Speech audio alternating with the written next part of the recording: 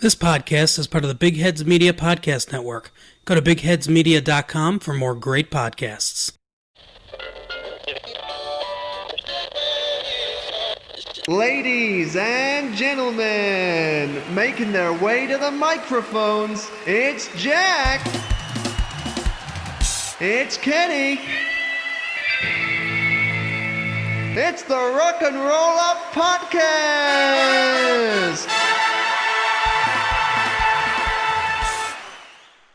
Oh, hello there.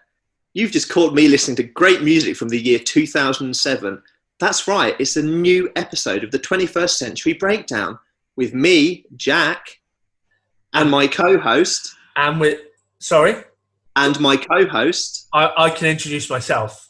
And my co-host. And my co-host, Jack, and main host, Kenny. Hi.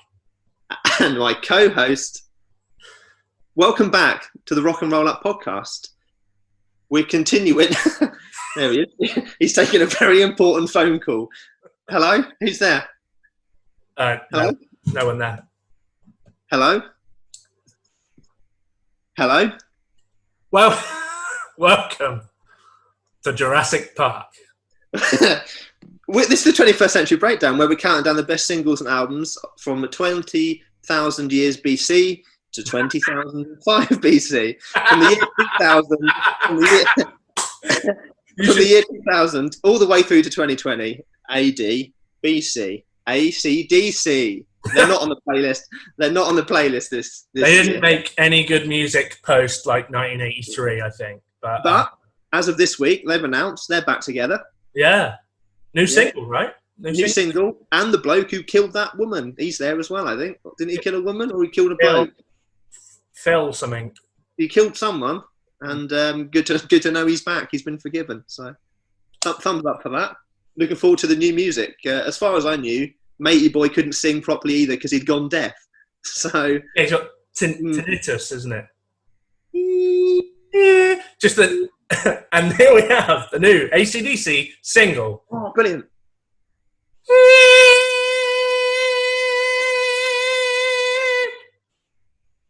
There we go.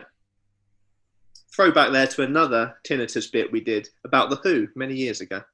Well, probably about this time last year. Yeah, in fact, Great comedy. ties in perfectly. 2007. I'm going to hit you with this first. Glastonbury lineup headlined by The Killers, The Arctic Monkeys, and our favourite titanus band, The Who. Titanus. That's when you got a little nipples in your ears. The Who, yes. Well, I mean, who wouldn't want to go and see The Who at Glastonbury? That is cool. That is a very cool gig. I've seen The Who at Glastonbury, just not that year. Oh, bragger. What year did you see them? It doesn't matter because we're not talking about that year. We're talking about 2007. I don't care. So that's not bad. That's not a bad lineup. What other festivals were going on that year? Download, I guess. Don't know who was on Download. Probably either Kiss, Iron Maiden, or Metallica. They said. yeah. Maybe Judas Priest. Maybe. If you're lucky. 2007, a year that the Arctic Monkeys won the Best British Album with Whatever People Say I Am, That's What I'm Not. Obviously, it's the previous year's admissions, things that we would have spoken about in our last episode. The best single was Patience by Take That. Yeah. I know he's been sick at the thought of it. The best male solo artist, James Morrison. Remember him? Jim Morrison. Jim Morrison. Yeah, Jim Morrison. Yeah. On the star. Yeah. It's not many people know, but Jim Morrison made a brief reappearance in the charts in 2007. Yeah. James Morrison. Great voice. Nothing ever came of him, really. No. Best female, Amy Winehouse. Of course it was. This is smack bang in Amy territory. Yeah, she played Glasgow 07 as well, in fact. Yeah. Was this where she went mental and punched someone? Was that later? I think that might have been every gig she ever did. I'm not sure. When did she die? It was soon after this. Because she's already released Back in Black. Yeah, Back to Black. Back to Black. Back in Black. That's coming out this year. She's already released that. That was 06, and that's her last album. I think she dies. She's on the slippery slope to drug-related death. So we can celebrate that today. Best breakthrough at the Brits, the Fratellis, a band that we've seen, had a great time seeing them. Yeah, Costello Music came out in 06. Yeah. Spoke about that last episode. I've got the download lineup. Go on, talk to me. My Chemical Romance, after releasing the Black Parade the year before. Oh, that's good. Oh, that's good. Linkin Park, having released, they've got an album in 07, which we're not going to talk about because it was rubbish. Was that the one? What was the one with What I've Done on it? I can't remember. It was the white cover one. Oh, the white. Oh, yeah. And of course, Iron Maiden. We guessed it. Never heard of them. Mate. Lots of. I mean, Slayer played but didn't headline the main stage. Third down. Oh, and we know what we think of Slayer. Yeah, good, but yeah. 2007, a year of powerful films. It tends to be the third in a trilogy was released in 2007. Spider-Man 3. Shit. Shrek 3. Also shit. Was it Pirates of the Caribbean 3 or was it World's End 2? Not a clue. We've spoken before how many there are. I don't know. I think 3. Yeah, that was the box office topper was at World's End. But, we know what we think of that. Rubbish. Transformers this year. Yeah. The first, was it the first Michael Bay? I think it was the first one, yeah, with Big Shia. I love Shia. Good guy. I come full circle on him. Like, you get that thing with him at the beginning, where, like, that Transformers film. Oh, he's a young actor. He seems quite cool. Then he goes weird, and you think, this guy's gone weird. Ooh, he's got a bag on his head. What's going on? I'm not sure. And then, well, it was on us. We didn't recognise the genius of Shia LaBeouf because it's your fault. You're responsible. And then these days, Peanut Butter Falcon is such a touching and fantastic movie. Powerful about something that we all love: wrestling and special needs people.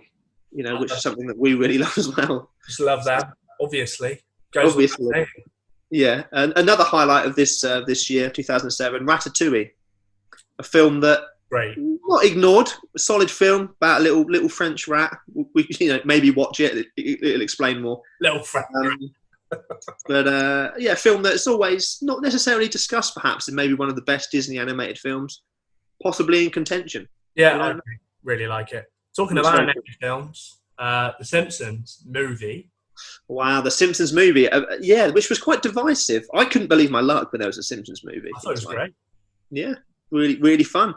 It was a long episode, let's face it. It was a long episode. But what else was it going to be? Yeah. Really enjoyed it. Green Day at the beginning. Fine. And then at the end, Maggie's first word. Sequel. Rock and roll up. Is that what she said? What she said? She said, tune in to the Rock and Roll Up podcast. Yeah. All one word. No sequel even now. So, well, I think a lot of people signal that film as the death of The Simpsons. So it died way before then. Yeah. A little bit of funny news from 2007 before we move on. Don't go to The Simpsons for that. Don't go to The Simpsons for that. Come to me, baby. There was a federal trial for 5 men. They were accused of running a cockfight pit. Yes, right. People are actually cockfighting still. So there was a federal trial. Right, an FBI informant was involved. Right? Can you just imagine that? Wow. The Simpsons should do a parody of that. Yeah. A guy called Richard Spriggs. The Simpsons is a parody now. Yeah, probably. Probably just go and watch some cockfighting. Sorry, I said The Simpsons is a parody now. Hey. Oh. What? FBI guy breaks in, right? He's thinking, there's some cockfighters over there. Let's get, hello? Is that Matt Groening? Anyway, this guy goes in. He's capturing footage of this illegal fighting. He films a guy performing mouth-to-mouth, or rather mouth-to-beak resuscitation on a cock. That's right. Mouth to beak resuscitation on a little feathery friend. Didn't know that was a thing. No. And the assistant US attorney, Neil Smith, asked this guy in court, can you tell the jury what that man is putting his mouth over? Why is he doing that? And the FBI informant said, oh, to blow air into it, to keep it alive. And then the end of the article just said, the chicken died. So, yeah. Which is a shame, because I thought that would really have a happy ending. You know what I mean? Not like that. But mouth to beat resuscitation. So any video I watch with a man with his mouth on a cock, I always think I'm in for a happy ending here. But ding dong. Is that The Simpsons? Anyway, let's talk about some good music, shall we? Let's. So, for anyone who doesn't know what's going on by now, where have you been? It's been 7 years. I've been waiting for you. I've been longing for you, but you're here now. It's 2007. We're going to talk about the best albums and the best singles from that year. We're going to have 3 albums each, 3 singles each, but we are going to go through some honourable mentions. Honourable mentions. Hello. I think we're going to start with albums, aren't we? So we can shoot the singles in at the end. Maybe I'll just. Yeah, probably. That's the thing. If anyone can't see what's going on, just keep picking up our phone, having a little phone call with someone. Sometimes there's someone there. Sometimes there isn't. We're going to do a little... it's going to be relatively quick because Kenny's got about 1 million honourable mentions. So I'm just going to...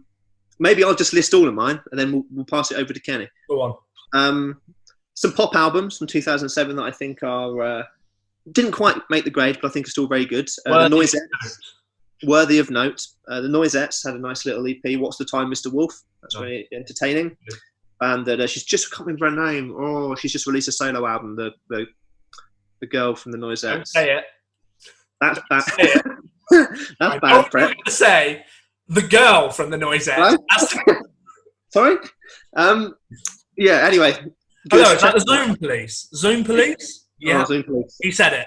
Yeah. Oh. The black woman from the Noisettes. Oh no. Oh, I thought it. Talking of that, Rihanna, she had an album this year, Good Girl Gone Bad. That had loads of hits on it that we know, Umbrella, Shut Up and Drive, Don't Stop the Music, etc.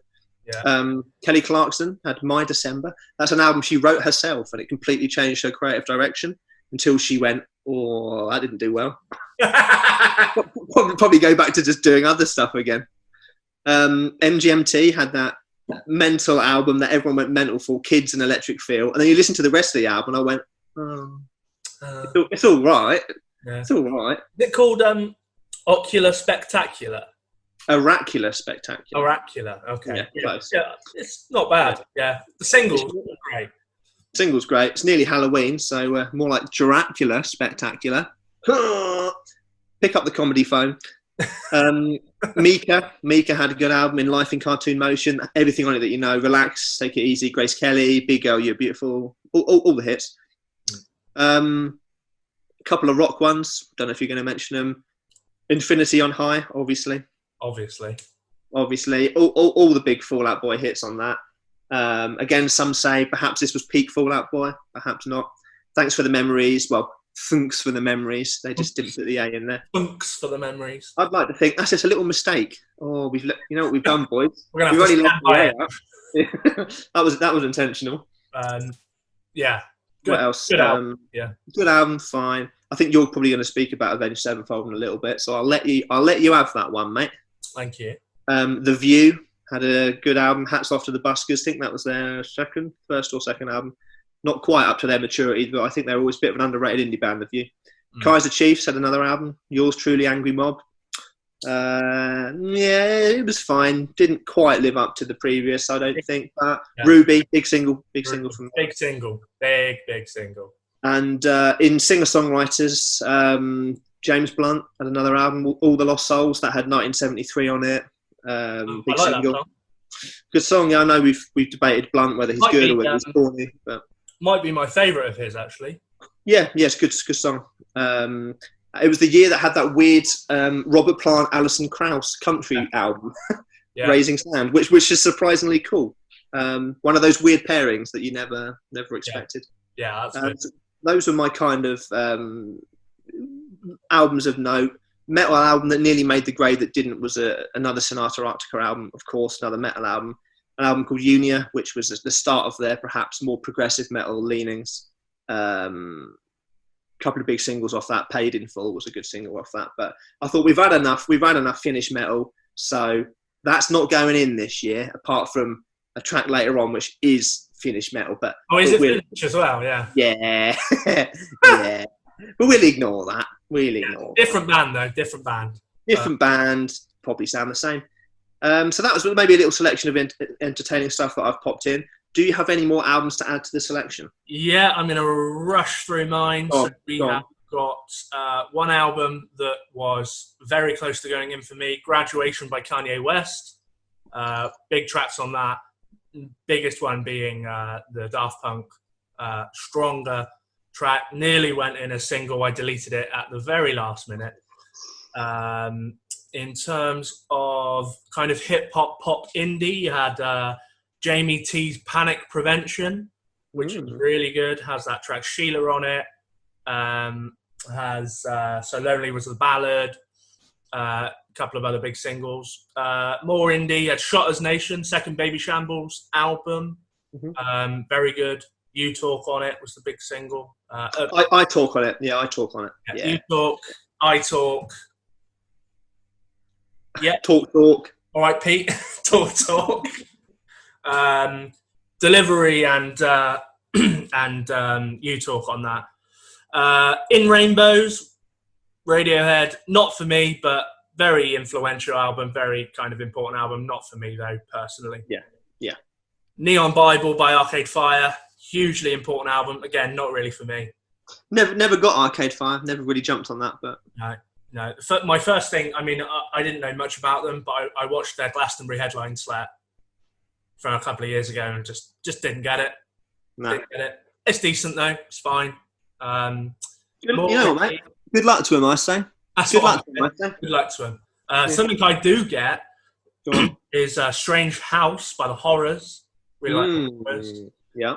Very kind of gothy, new wave, kind of 80s. That's Wayne's World reference there for anyone that gets it. Yeah. Block Party, Weekend in the City. Flux was the big single. Very good single. You want to hear my Block Party impression? Tomato! Carry on. That was from Helicopter. Good. Comedy. Real Big Fish. Money for Nothing and Chimps for Free. They should have called it Monkey for Nothing. I was going to say, you said that and that was better, but yeah. Good, really good. Another FU song on it. Party Down. Really good. And also a fantastic Flight of the Conchords EP with Business Time. Oh, it's Business Time. I'm Not Crying. Emotional. Someone's just chopping onions. And another that I can't remember what it was. Check them out. Roots Rock Riot, Skin Dread. Really good. Oh, yes. This is the one with... did it have Rat Race on it?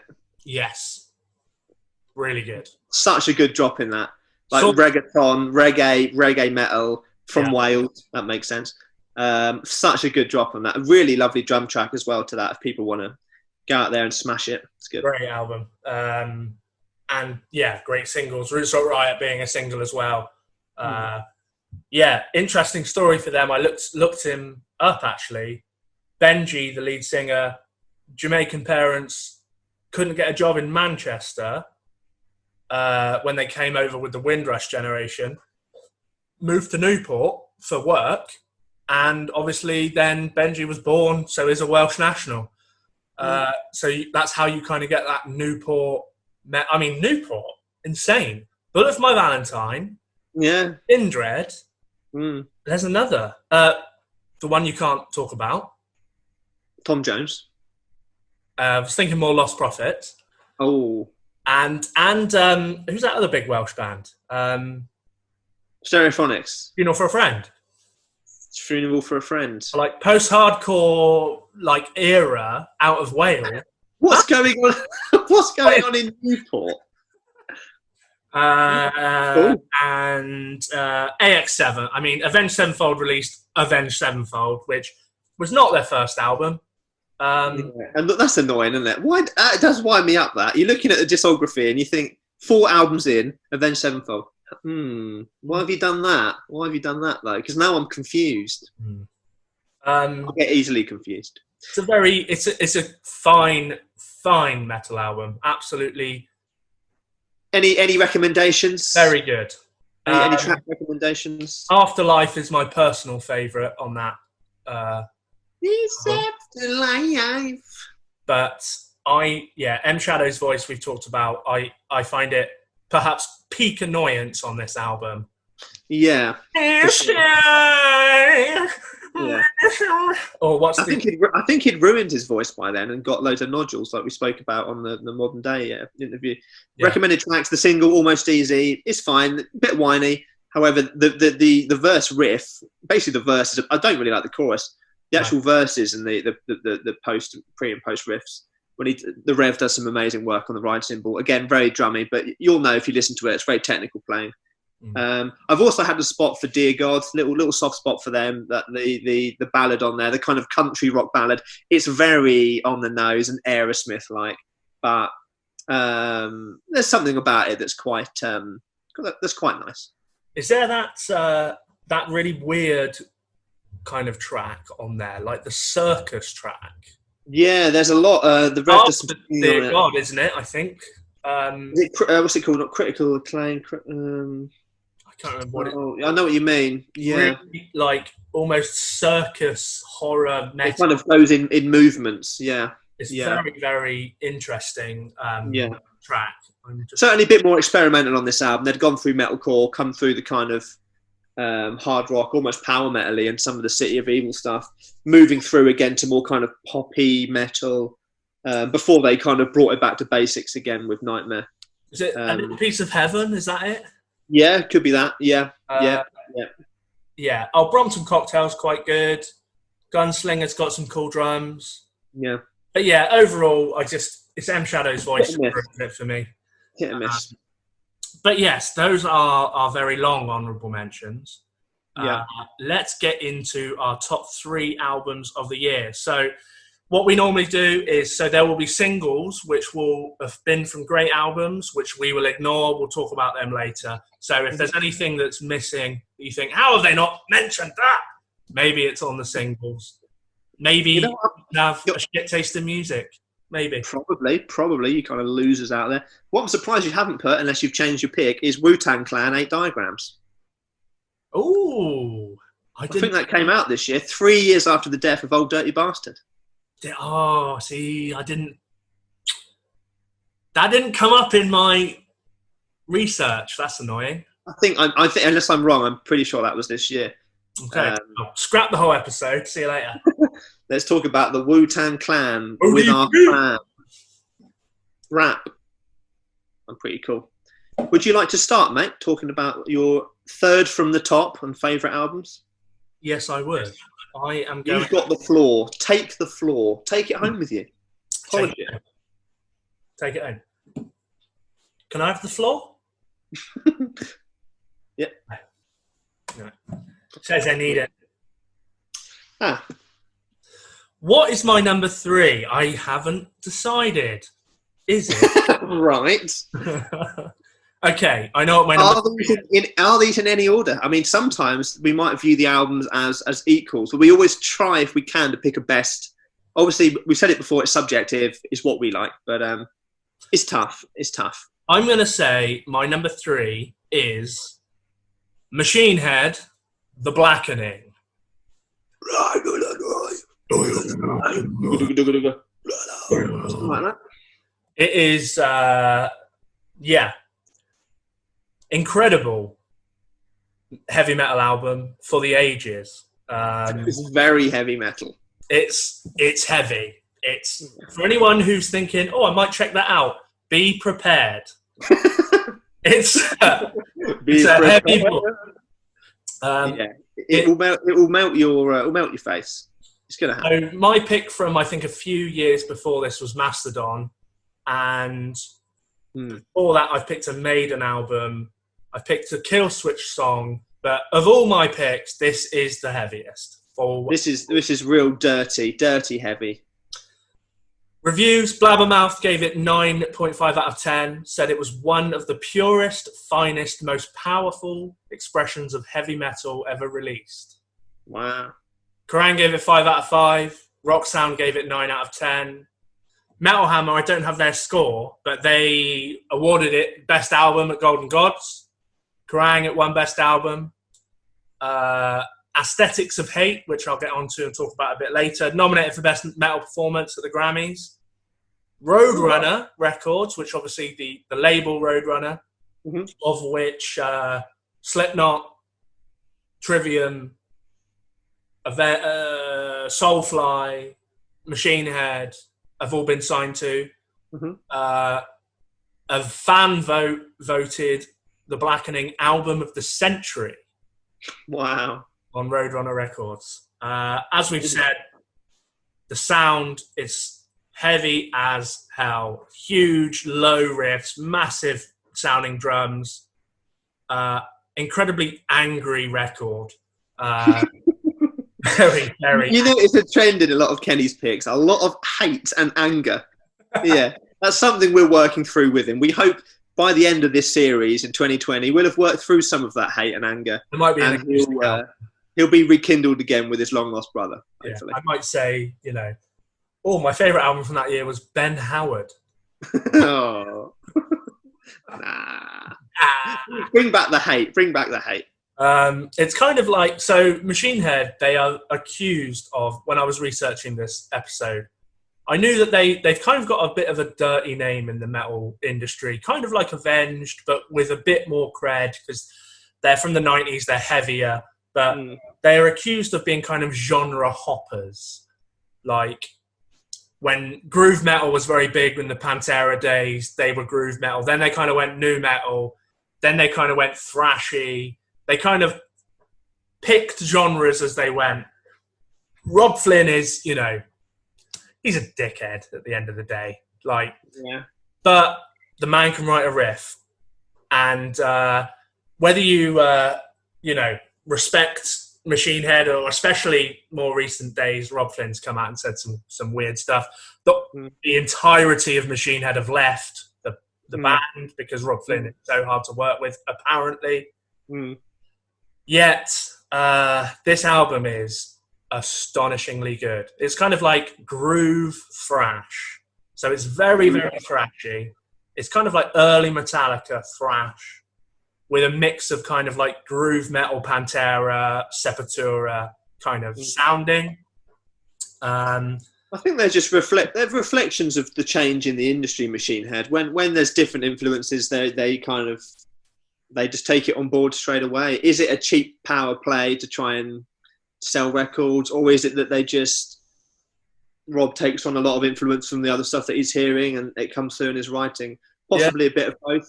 Maybe, yeah. I mean, it's no, to say, they sound quite a lot like Pantera, their earlier albums. Okay, fine, but there were a lot of bands that sounded like Pantera. Like one of the most influential metal bands of all time. I think. They were basically the best groove metal band, of the time and since. So it's hard to, you could say, I know Soulfly has members but you could say, Sepultura or these kind of bands, or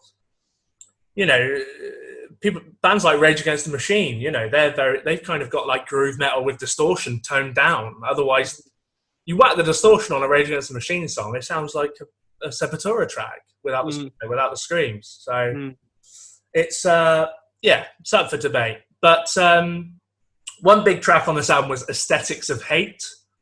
Talking of Pantera, that's quite relevant. Yeah. Well, exactly, yes. So, Aesthetics of Hate is a song written by Rob Flynn in response to an article called Aesthetics of Hate, RIP Dimebag, Abbott, and Good Riddance.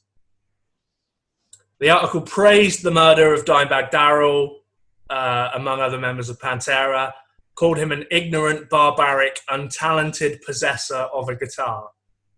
Now, you know.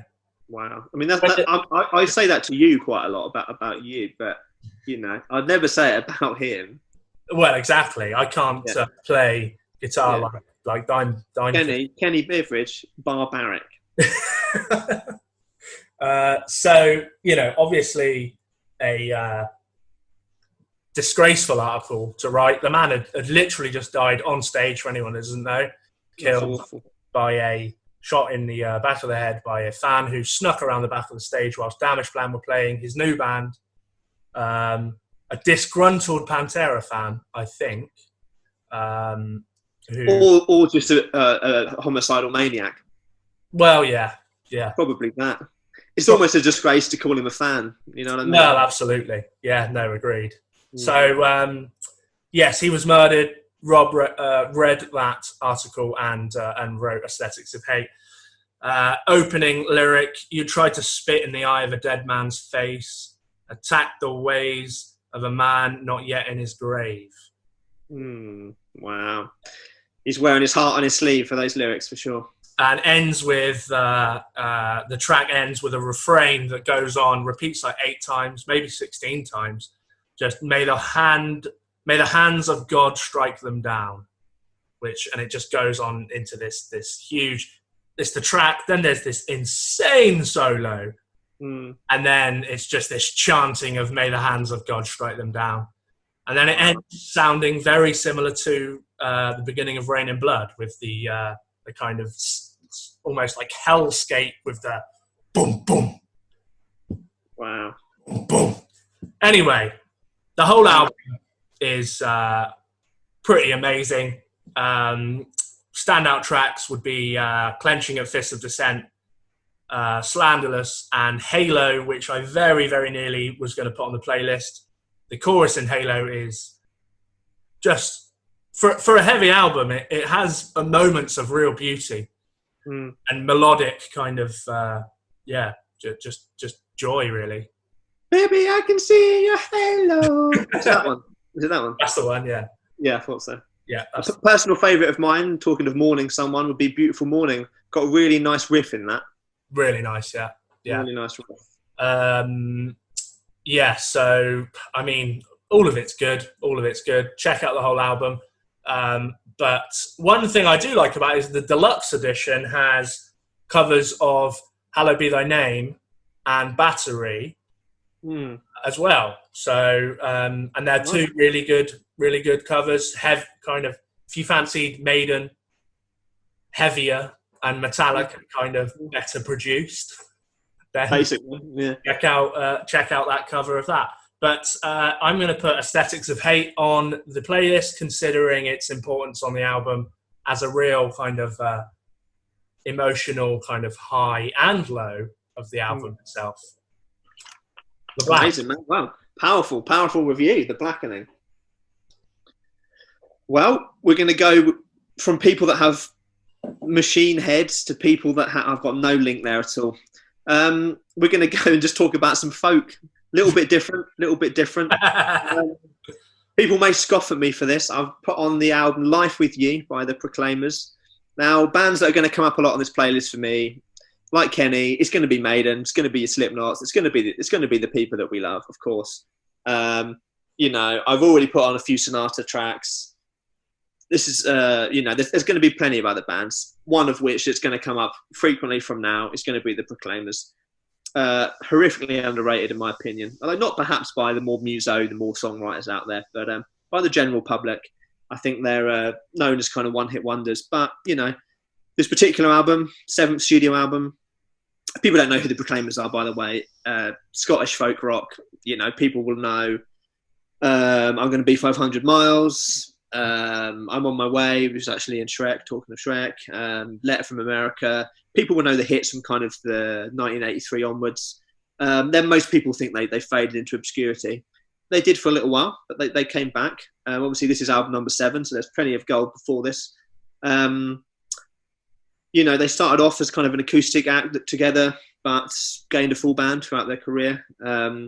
people don't know how they started. A demo was sent to the House Martins band that's close to both of our hearts. Love that. They got tour off the back of the demo that was sent, and they stood out from all these other 80s performers, basically.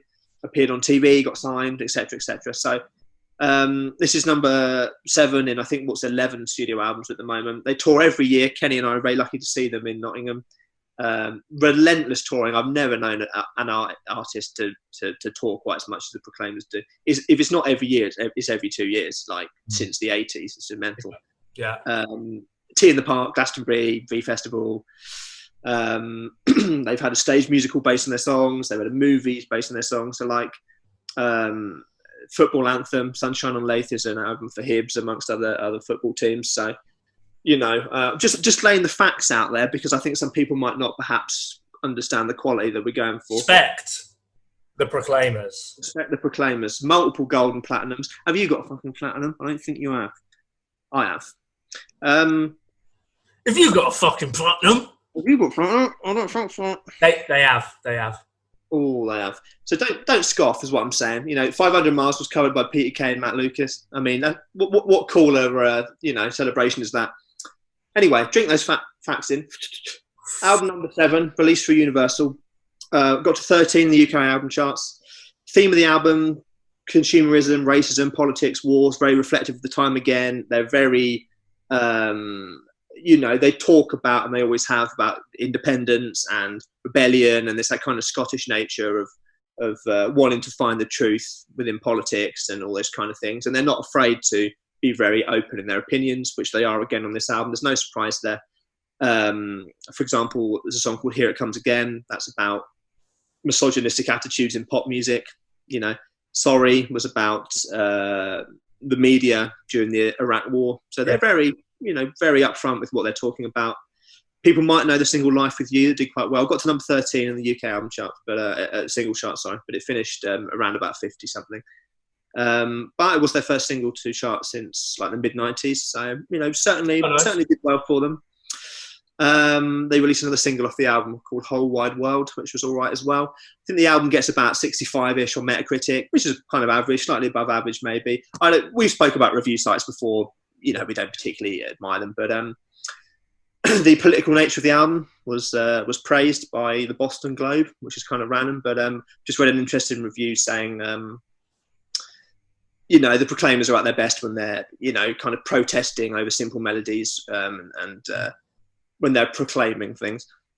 Pop Matters said that they didn't really like the production on it, and the album never comes alive. I don't agree with that. I think the production has always been solid on Proclaimers albums, but they said the lyrics were heartfelt but nimble as a steamroller. So what does that even sounds like a criticism, but then it's kind of like, yeah, but they are as in your face as they can get. That's why they're called the Proclaimers. That's something I like. If you don't like it, you don't like it. Jog on. Just a really cool album, really fun album. Certainly a revitalised band by then. I mean, like I said, they were often seen as a one-hit wonder band. They were always at wedding discos, student radio, that kind of thing. But they around this time, mid-2000s, they were really creeping up on festival crowds, playing Tea in the Park, like I say, Glastonbury. Yeah. People were waiting for the hits, but they actually realised, they're a really good band. And I think that did reflect slightly in the album sales. 13 tracks, kind of goes through Motown, folk, blues, rock, pop, nice. They wear their influences firmly on their sleeve, like all these bands do. It's just an album of anthems, familiar acoustic stuff, but then because they've got a full band now, it just gives it that added depth and some funny lyrics. They use a lot of wit, that kind of Scottish honesty and dryness. There's certainly a lot of satire in there and everything that they write. Yeah. One of the best bands we've ever seen live. So I'll always fight for them. A couple of lyrics come to mind from some of the tracks if you are into poetry or just reading lyrics and things that kind of influence. There's a lot of influence taken there from old poets and things. And some lyrics include, Here it comes again, on my new TV, another well-fed schoolboy saying he's a man, but what kind of man puts down women all the time just to make it rhyme? There you are, taking down anyone that says bitch and hoe. A lot of people maybe think, oh, you're a bit fuddy-duddy, but, like I said, not afraid to wear their opinions out there. Particular cool song is a song called In Recognition. Some cool lyrics in that. In recognition of your 100 million album sales, in recognition of your popularity, you take your gaudy prize from people you prize, self-respect upon your bended knee. Just like Nice. Cutting. A later verse of that is also really good. In recognition of your bravery up on the stage, in recognition of your bankability, you get to wait in lines with soldiers crippled by landmines, and you think it's the Yanks that don't get irony. It's just great. It's just great writing. That is good. Yeah, some people like it, some people don't, but I love it. I love the truth. I love getting to the rawness, and I like a band that aren't afraid to show you who did. You know what I mean? That basically sums up their attitude. Really fun album, some great hits, ballads, some great instrumentation. Great to have one in the background, but if you take a little deeper listen to the lyrics, there's something profound there that I think is reflective of the time, Iraq War, etc., etc. Yeah, Iraq War was everywhere at this point. Yeah, although it started in 2003. So well, we spoke about Green Day's American Idiot and other albums that talked about that. But yeah, this is a band that you might think, oh, do I want to hear the Proclaimers sing about the Iraq War?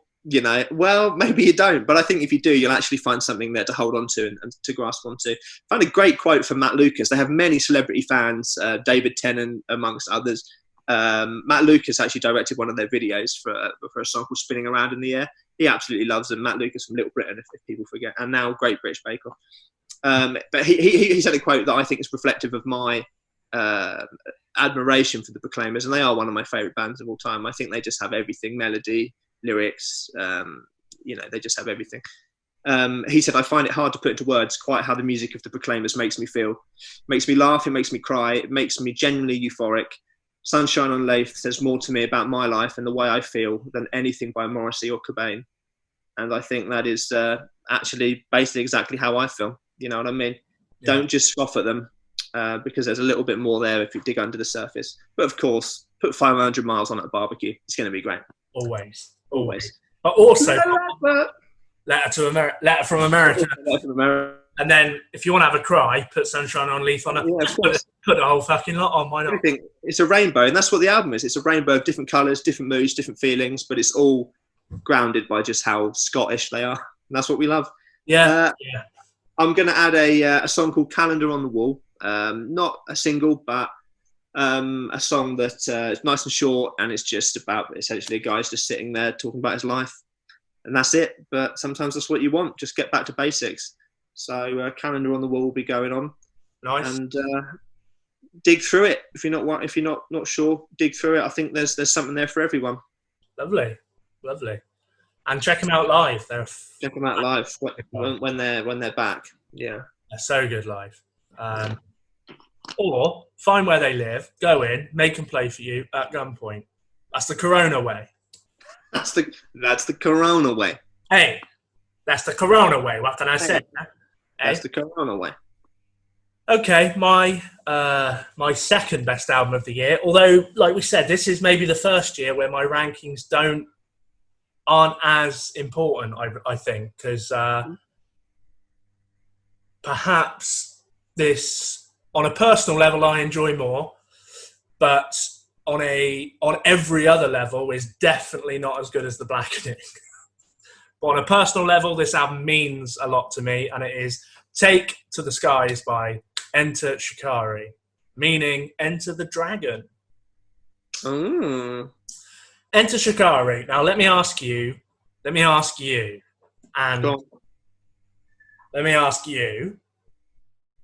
is there a better genre boundary-breaking band than Enter Shikari?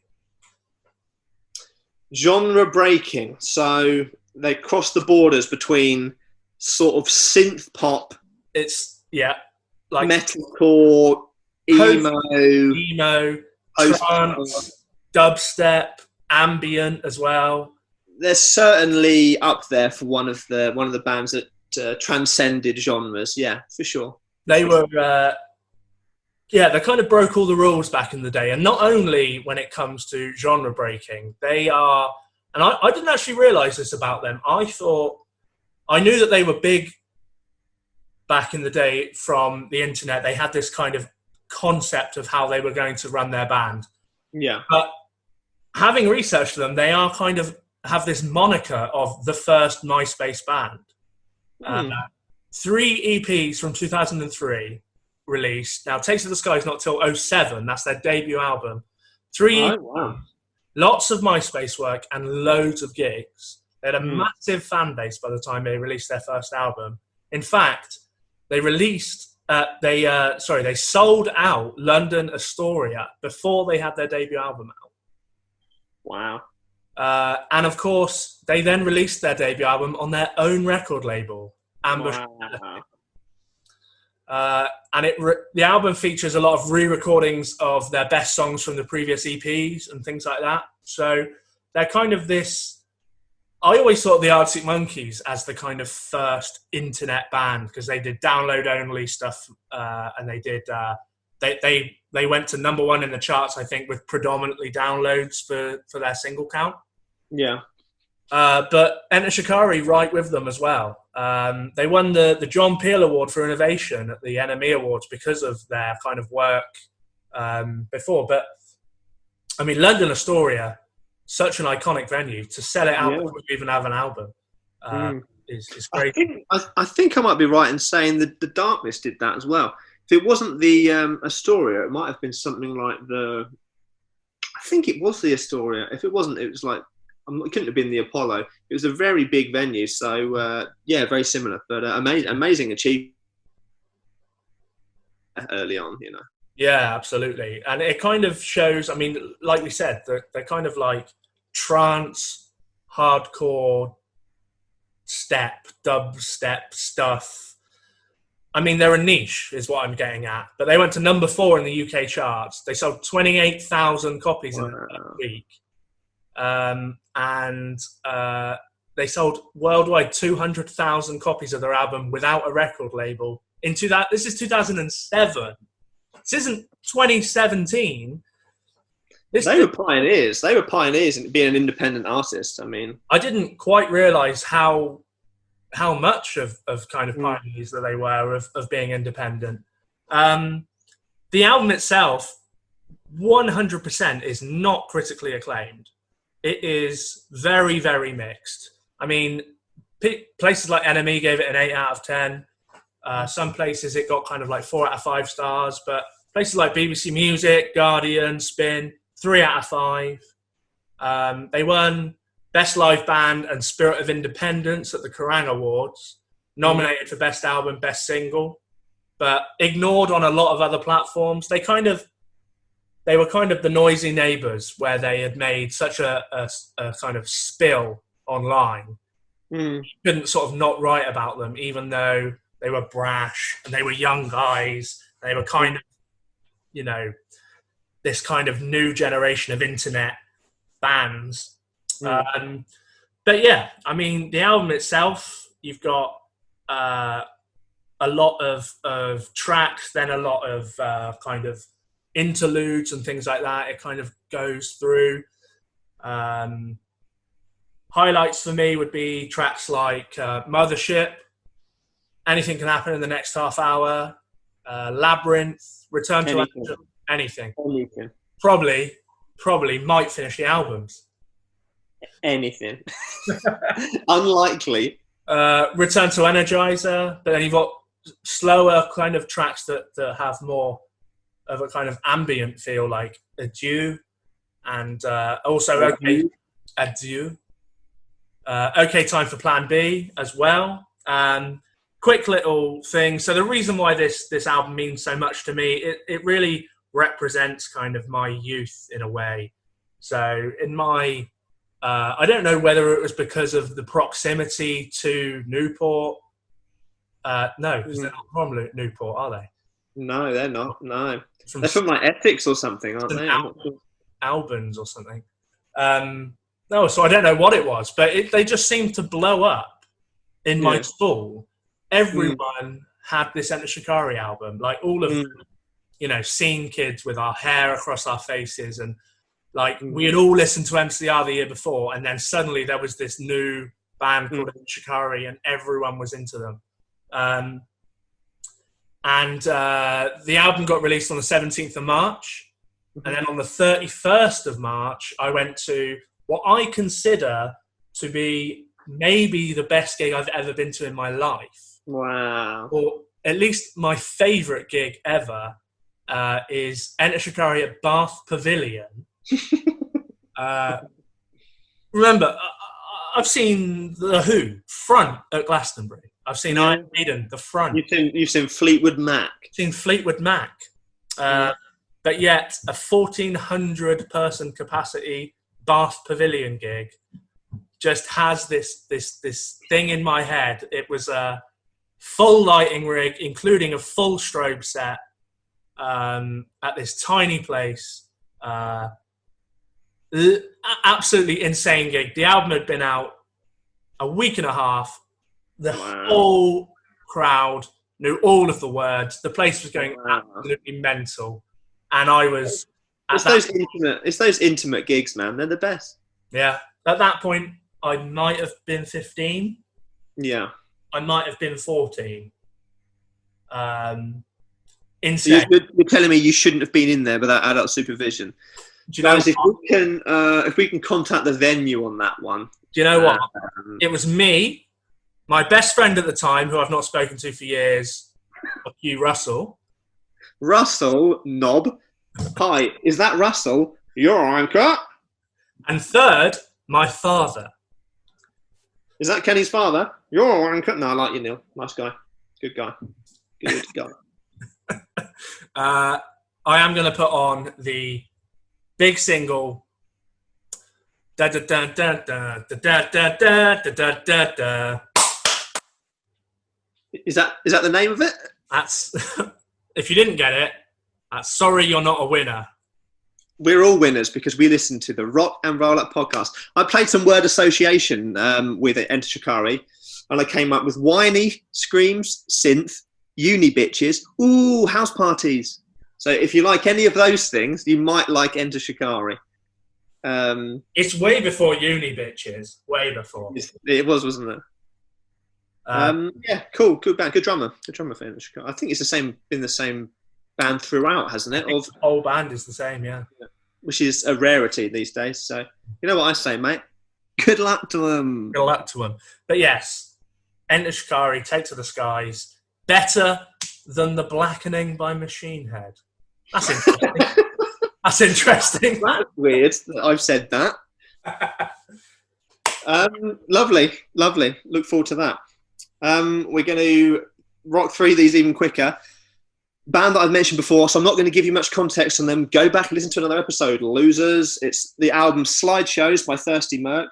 An inconsistent album with majority of good songs on it. Maybe a couple that I wouldn't include personally if I was to curate the album myself, which I wasn't. I haven't been asked. If you do want to ask me, I will do that. Mentioned Thirsty Merc, Australian kind of alt rock band. Hello, is that Australian music, people? Hello, is that Australian band Thirsty Merc? Yeah, I think it might be. Yeah, I've got a curator here. Yeah, he says sack off half the album. Yeah. So, hello. It's a cool album, man. Mentioned them before. In the Summertime went on the playlist a couple of years back. This is the second album. April 2007, out through Warner Music. Peaked at number 4 over there at Oz, number 34 in New Zealand. This is a band that toured Australia all the damn time, and they just don't leave. They don't go to America. They don't go to UK. I've said it before. There'd be such a bigger band if they decided to leave Australia. I don't think they think the demand is there. The demand, it has always been there in the UK. Always. There's loads. Every time you see them do a post, people are going, when you come to the UK, when you come to the UK. It's never happened. We can hope and pray. They toured Australia on the back of this album for I think they did 38 shows in 7 weeks, which is pretty good. The first single, 20 Good Reasons, probably not my personal favourite. I know you listened to it, wasn't too sure on it either. A bit ploddy, bit middle of the road, akin to maybe Shine Down or those kind of bands. Yeah. We've got to number 4 in Australia, number 17 in New Zealand. They supported a band called Evermore, who you may have heard of, did a little tour with them. They released 3 singles subsequently after that, The Hard Way, Those Eyes and Homesick, which are 2 tracks that I would recommend on the album. So they played it right with the rest of the singles. very much a breakup album, not of them personally, but about breakups in general. Saw one review said the album strung together 12 such stock standard radio friendly songs about broken hearts. So they were very much catchy songs. Ray, the guy that wrote most of them, says a lot of them are jazz influenced. You would have heard it through some of the guitar work, certainly, but there's a lot of spontaneity there, a bit of improv. He has a real theory background that he writes predominantly all of the songs. So he says it's the sort of the geeky, quote unquote, side of music. I think he used to write jingles, so he kind of learned how to do things in different styles but be authentic with it. And I think they do. I think actually he wrote a load of songs and the band members chose the songs that had maybe the most emotional impact. So that explains why it might be a bit soppy in places. But yeah, I've spoken about Thirsty Merc before. One of my favourite bands. They will come up again for sure. It's like Australian pop rock with jazz and blues, unexpected twists and turns. Ray has his sort of soulful, rocky twang, a load of emotion in the way that he sings. Solid instrumental parts throughout, some great solos. They're a band that play for the song. There's nothing in there like a Rob Flynn solo. You know what I mean? It's not what you expect from these songs. Although he certainly can shred the piano, old big boy. Yeah. Some of it's kind of all out pop punk. Some of it's a bit more like a musical. Other parts are like, I wrote down here, it's like lounge jazz / Jimmy Eat World / Midnight Oil / Jamiroquai. All mixed together is sort of what they're like, which you can imagine the majority of that. Really, really cool. Simplicity in the lyrics, but they're just straight to the point, a bit like the Proclaimers, maybe not quite as profound and, kind of to do with pop culture. Just more, it's a breakup album. Every song's about breaking up with someone, from a song called Hey Jacinta, some of the lyrics are, I like the way the highway beckons. For once, I might just like the future. I've had my share of twisted bad things, a double shot of instant karma. Nice, tasty. Homesick is a song that I will be adding to the playlist, I think. One of my personal favourites. It's another ballad. I know what you're thinking. You're always adding ballads onto the playlist. Always adding ballads. But, sometimes it's just nice to have a little weep. Lovely chorus to Homesick. It reminds me of, Easy by like Lionel Richie and all those kind of things. I would give all my time just to spend my nights with you. I would lay down my fears just to spend my years with you. Because when I'm standing at your door, I don't feel homesick anymore. It's simple, it's sweet, makes you a bit gushy, along with a beautiful piano part to that. You said a bit like Elton Johnish. It just grounds you, just keeps you nice and happy. There's a beautiful live version they do, which is slightly shorter, which is actually maybe better in my opinion. But perhaps an uneven album overall, experimental, but when it hits, it really hits. And like I said to you the other day, there's no one that sounds like Thirsty Merc, and that can only be a good thing. So I think I'll put the song Homesick on there. It's not representative of the whole album. It's a lot more thrashy, very live sounding feel in their production, which I think works for them sometimes in authenticity, but other times I think, you could have done that. You could have produced that better and it would have been better. Another take of that one might have been nice. Yeah, so there's a song called Now or Never, which is like that, which is a really cool kind of pop punk song, but then a bit of it sounds like it should just be better. You know what I mean? So still finding their way. I think they come to fruition a couple of years after this, but really cool album. I'll put Homesick on there. Listen to the album. Another band that don't quite get the credit they deserve. So Thirsty Merc slideshows. Some other good songs. She's All I Got, like that song. Those Eyes. Whole World Reminds Me of You. That's a fun song. But yeah, listen to Homesick. Get a little lighter out. You'll have a good time. Lovely stuff. So we are here at number uno, and for me, this probably is number one.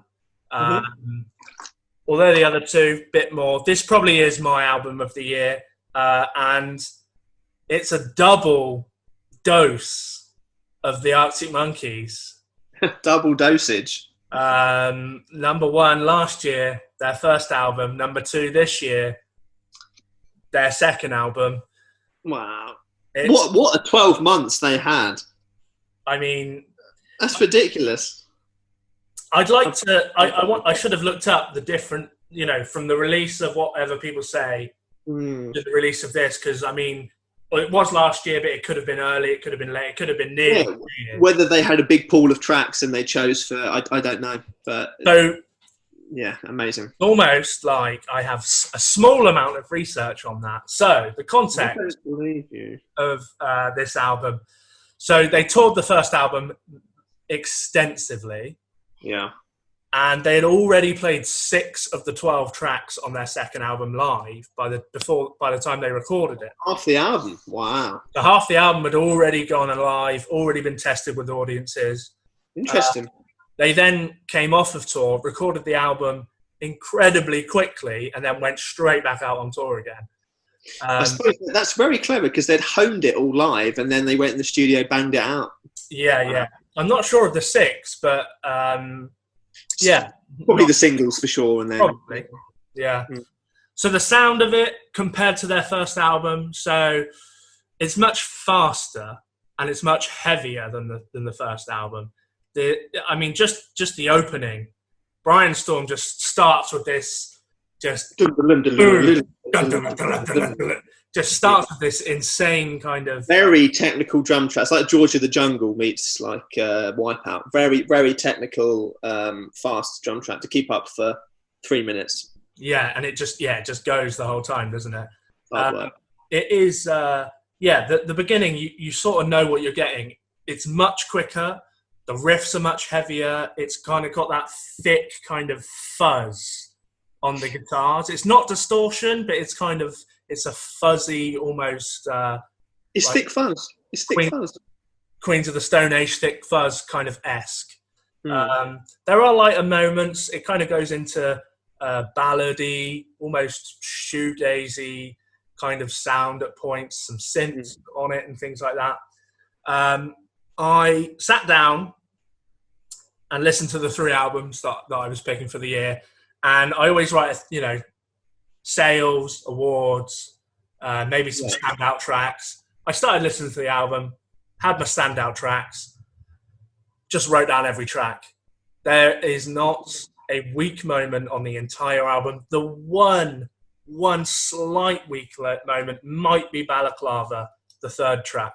The 4th track. But apart from that, it is start to finish essentially perfect for a kind of heavy indie album. Reviews obviously were insane. 5 out of 5 at Q, 9 out of 10 at NME. Brit Awards, Best British Album, Best Group, Best British Band, Best Video and Best Track for NME. Wow. Nominated for Mercury Awards as well. Lost to Klaxons, I think. Golden Scans was out this year. Surprising. First day, 85,000 sales in the UK, more than the rest of the 20. The top 20 combined, more than the rest than the 2 to 19 combined. Wow. First week was 228,000 sales in the UK. I mean, it took over. It absolutely took over. Biggest band in the world for that period. And I thought I would go through, and one thing that I love about this album is the new kind of emotional depth in Alex Turner's writing. I thought I'd go through a couple of the lyrics very quickly. Some of my favourite lyrics on the album, off of Fluorescent Adolescent. Some of the best lyrics in an indie song, period. Maybe just in a song, period. Agreed. Yeah. They are absolutely brilliant. So you used to get it in your fishnets. Now you only get it in your nightdress. Discarded all the naughty nights for niceness and landed in a very common crisis. Everything's in order in a black hole. Nothing seems as pretty as the past, though. This bloody Mary's lacking the Tabasco. Do you remember when you used to be a rascal? I'm not going to bore people with technicalities, but if you're looking at the rhyme scheme and the plosives and where the beats flow, fishnets, nightdress, NNN, naughty nights, niceness, common crisis, it's just, it couldn't be better written. There's nothing you can do to that. The rhyme scheme is there. It says everything you needed to say. The metaphors are in there. Yeah. And yet it's colloquial, so it's like how normal the working class speaks. Yeah. It couldn't be better. And it's really brave to open a song with lyrics so in your face like that, because he's telling a story. He's telling a story all the time. Yeah. Fantastic. I love so it's the idea of like modern life is kind of, it's boring you. You remember the time when you were interesting and it's about a woman. She used to get it in her fishnets. Now she, if she gets it at all, she gets it in a nightdress. I love the line that Bloody Mary's lacking the Tabasco. Yeah, lacking the spice. Lacking the spice. It's very, very clever. Brilliant. Only Ones Who Know. Some great lyrics on that. I bet she told 1 million people that she'd stay in touch, but all the little promises that don't mean much. When there's memories to be made, and I hope you're holding hands by New Year's Eve, they made it far too easy to believe that true romance can't be achieved these days. Wonderful. What can you say? Unbelievable. People should study that writing. Yeah. Do Me a Favour. About a breakup, this song. Well, the morning was complete when the tears on the steering wheel were dripping on the seat. Several hours and several weeks, I'd have the cheek to say they're equally as bleak. Very good. And my personal favourite, and the track that I will be putting on the playlist, despite Fluorescent Adolescent, despite Brian Stomp, despite Teddy Picker, 505 for me is one of the best songs the Arctic Monkeys have ever written. It shows an insane amount of emotional depth, of nuance. My favourite lyrics, stop and wait a sec. When you look at me like that, my darling, what did you expect? I'd probably still adore you with your hands around my neck, or I did last time I checked. Wow. Mwah, what else to say? Again, from a ball and drum perspective, drums is astonishing throughout. Fluorescent Adolescent, personal favourite. Obviously, loads of alternate hi-hat work and like just funk in there. There's disco in there. It's ridiculous. They totally found a firm footing on this album, and amazing. Yeah, astonishing album, and probably potentially their high point. Although AM, which will come much later than this. Also good, but they go off now into... I was going to say, there's a fork in the road here, and I really wish they'd sort of stuck to what they were doing, but they didn't. They go off into kind of more fuzz, really. They start adding more fuzz to the riffs. Let's just... More fuzz, less BPM. Let's slow this bitch down. Slow it down. Get rid of all the really, really expansive drums. No drums at all. You're fired. Almost play it like there's no need for a drummer. And their latest tambourine, I think so. Their latest album is just you could have had a drum machine. The amount of drums that are on it, it's terrible. What a shame. Doesn't he have like a triple barrel name? His name's like, isn't he like Stanley something the third or something? He's got a really weird name, that guy. I can't remember. Yeah, great album, great band. We'll see. Will they appear again? I mean, they will, because he said they will. But they will. They will appear. But will they appear again? They will appear again. Once more, they will appear again. But will they appear again? They will appear again. Will they appear again? They will appear again. They will. Yeah. My number one is an album that nobody's ever heard ever. Well, they have. They have, but you can't find it anywhere. Unless you buy the album. There's only one track available on Spotify. It's not on Amazon Music. One of my favourite albums of all time. Come on, baby. Obscure Jack is back. It's the album The World Is Outside by Ghosts. Not Ghost. Don't get confused with Scandinavian rockers, pop rockers, Ghost, of which Kenny has a poster above his shoulder. A great band that will definitely come up. I don't think they were founded in this current year. We're talking about Ghosts. An indie pop band. Tobias from Ghost. You're really annoying. It's their debut album and only album. No more albums. Indie pop at its finest. No more albums. This was a band that I think could have shaken what it meant to be an indie band, and for a while did, and then unfortunately it all went wrong. A legal tussle with Atlantic Records ruined their chance of a second album, and they had to wait in limbo for 2 years, and they split up. Thank you, Legal Tussle. We spoke with Modern Day Escape about this. Legal Tussles. Damn these labels. They are screwing good bands over. Not always, but man, it happens a lot and it frustrates me. So this band, Ghosts, they used to be a band called Polanski, named after Roman Polanski. One gig they did attracted 100 A&R scouts. Wow. Which is mental. I've never heard of that ever in my life. The thing that was funny about that is they didn't get a deal from that, which is amusing. Anyway, they escaped to Sweden and went, let's get rid of this A&R shit. Let's write some bloody good songs. Talking of bands from in and around Sweden. Yeah. Turns out Sweden, best place ever to write and record music. Sweden and Newport. Newport Gwent. They came back. They were like, we've got this cool music. A&R Scouts. Oh, we're ready to sound, baby. And they signed in 2006. The world was their oyster. They started writing these uplifting, in fact, they came back with a lot of great songs, this kind of uplifting, happy pop. There's a song called Stop, and there's a song called Overanalysis, which is this kind of uplifting, expansive pop. Talk about overanalysis. Yeah. Right. Fuck you.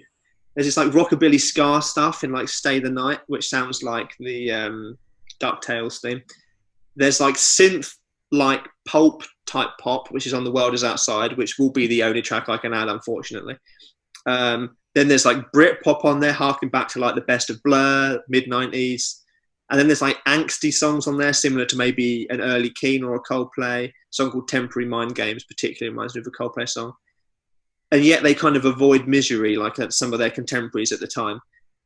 They've just got this, they don't sound like anyone else.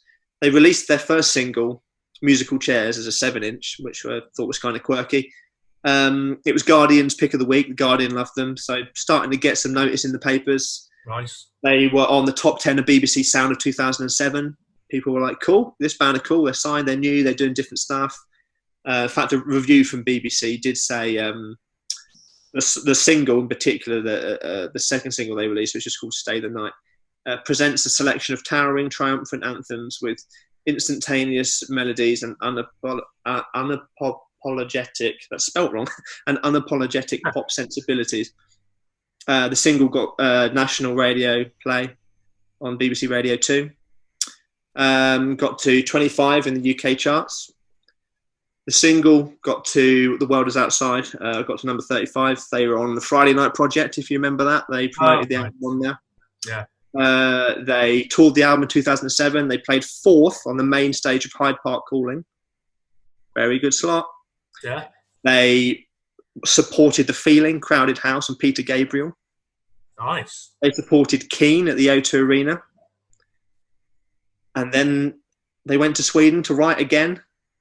And then they broke up. That was it. Oh, wow.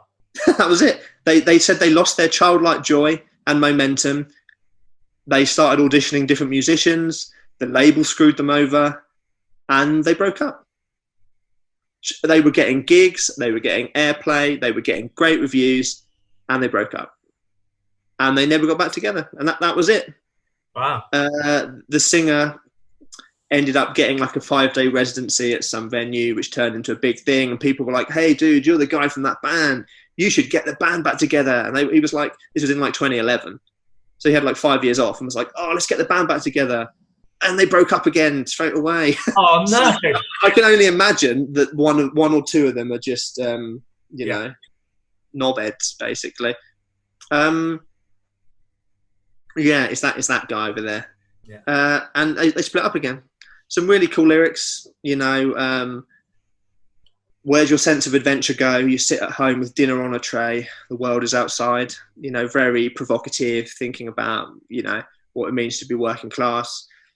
Please don't tell me you're worried you might find when morning comes you regret you crossed that line. Fine, a little bit like a Monkey lyric, that. Lyric from a song called Mind Games. I don't have a game to give away. I'd take you home, but the lock's been changed. Let me take you in my arms tonight. My hands are tied, but we can improvise. Lovely. It's a feel-good album, man. It's a feel-good album. Doesn't sound like anyone else. It's fresh, but you can hear what inspired them, like I said before, with the Blur and everything. it kind of reframes Britpop in kind of shoegazer and takes it in a completely different way. It's uncomplicated in its lyrics, but then in its arrangements, it strays into kind of weird kind of ambient jazz stuff, and then it goes back to being indie pop. It's such an amazing mix of stuff, and basically it just makes me think like what could have been. Like for a debut album, I love every track, and that was that. Yeah, that was that, mate. I don't know what to say. It was just they broke up, and then what could have been. But check the album out. I'm going to add The World Is Outside because it's the only song I can find on Spotify. It's on a compilation. Personal favourites are Stay the Night, Mind Games. I like them all. Stop, Overanalysis. I like them all. Temporary. Yeah, there's just so many. Do we have we found any of the members on social media? Can we tag them? Well, I was just trying to have a look actually, but the guy did, I think, formed another band briefly. I haven't really properly looked. We'll have to see if we can get them and get them on for the scoop. Well, I know. Which one is the arsehole? Yeah, I know. Which one of you broke the band up? Yeah, I need to. I'll have to do some research on that. But you can find reviews and things on there. But if you want to listen to the whole album, it is on YouTube. I would recommend it. I think you'd be able to hear, wow, actually, at the time, they could have been contemporaries of all these big bands, and it just never kind of happened. But it is all on YouTube. Some of the songs are not the best quality. Most of them are okay. I had to resort to ripping some off YouTube back in the day. But don't admit that. Don't let the police get me. Not the police. Just, what could have been, man. Really cool album, back to back. Very moody. But what can I say, man? Don't go to Sweden. You'll end up breaking up. You'll end up breaking up just like ABBA. Don't remind me. Still bitter about that. Rest in peace. Rest in peace, ABBA. Well, I mean, we're going to have to end there, I think. Part 1 and Part 2 is going to be 2007.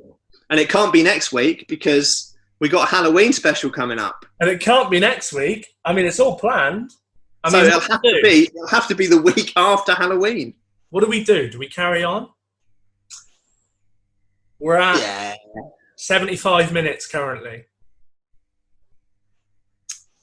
We'll wrap this one up and then we'll carry on. As though it's a new episode? Yeah. All right. That's fine. We'll have to. Is this bit going to stay in? Probably get this bit. We'll probably take this bit out. Probably take this bit out and action. So what we're going to do is we're going to wrap this one up here because we've talked about some great albums. There will be a break because next week we're going to be doing a Halloween special reminiscent of last year's where we give you some funny games, some gags, talk about some cool movies that especially Kenny's been watching, horror related. We're going to have a good time. So don't expect the next part of this anytime soon. Be probably the week after that. But we're going to keep you waiting because that's what you like. All albums, what are we going to do? We'll just have to wait a couple of weeks for the singles. It's the way it goes. Oh, he's done a little kiss. He's done a little kiss to the public. Wow. Boring public. A hurrah. Yeah. A hurrah. A hurrah. So, our album choices: Take to the Skies, Enter Shikari. Favourite Worst Nightmare, Arctic Monkeys. The Blackening, Machine Head. That's in the wrong order, but we'll go with it. My favourites are Life with You, The Proclaimers. We're going Slideshows, Thirsty Merc. We're going The World Is Outside, Ghosts. Not Ghost. Ghosts. Get it right, you toe rag. Not that band. Also check out Ghost. They're a great band as well. That's fine. Yeah. All the music. You keep telling me to listen to things. What is your favourite music, especially albums from the year 2007? Let us know. We're on social media. Kenny, where can people find us? They can find us on Facebook and Instagram at Rock and Roll Up Podcast and on Twitter at Rock Roll Up Pod. Twitter and Instagram is very, very much the place to be. Facebook, we do mainly posting episodes. Throwbacks, go on there, but on Instagram, hit us up, and there's loads of specialised content on there. random musings, random thoughts, and yeah. Lovely. You can listen on YouTube, Spotify, Stitcher, SoundCloud, iTunes, bigheadsmedia.com, other random places that the podcast is on. Some people keep saying, oh, you can put podcasts on Amazon now, Amazon Music. And I'm like, oh, that's kind of cool. Who's doing that? Apparently everyone is. I don't know anyone that listens to podcasts through Amazon Music. No. So don't look on there for us because we're not on there. Maybe one day, who knows? But I'm sure you'll be able to find us anyway. With that, we'll go and listen to some obscure 2007 indie pop. So what more could you want? See you in a bit. See you in a bit. Thanks for your time. Thanks for your time, actually. We appreciate you. We do. Thanks for listening. I hope you've liked our suggestions. Keep in touch, yeah? Keep in touch. Peace out. Big time. I guess we just carry on now and pretend. I guess we just carry on now. Do you want to do the intro? We'll do singles quicker.